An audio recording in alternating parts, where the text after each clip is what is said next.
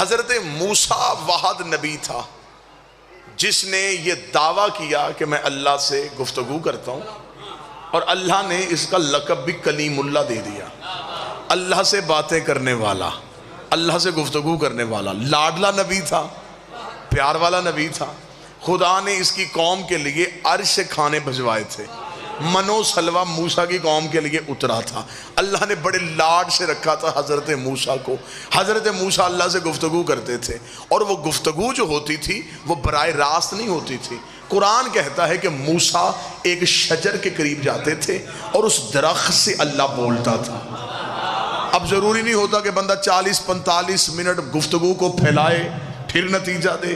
جو گھنٹوں میں بات ہونی تھی وہ میں منٹوں میں کرنے لگا ہوں اور آپ تک نتیجہ پہنچانے لگا ہوں۔ ہر ایک مفسر نے یہی لکھا کہ موسیٰ سے اللہ وجود میں نہیں بولتا تھا، اللہ سامنے بیٹھ کے نہیں بولتا تھا۔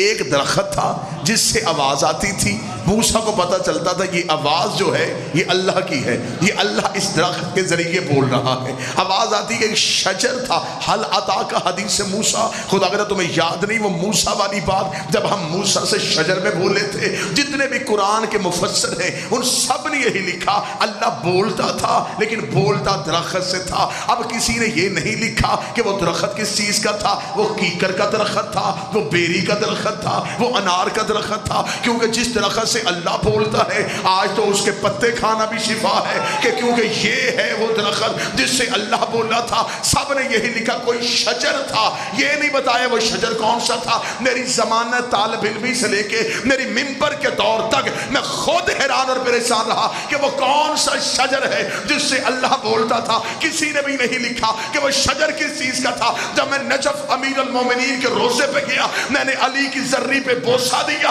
سامنے زیارت کی کتاب اٹھائی، زیارت میں جملہ لکھا تھا السلام علیکہ یا شجرۃ النداء، اے بولنے والے درخت تجھ پہ ہمارا سلام۔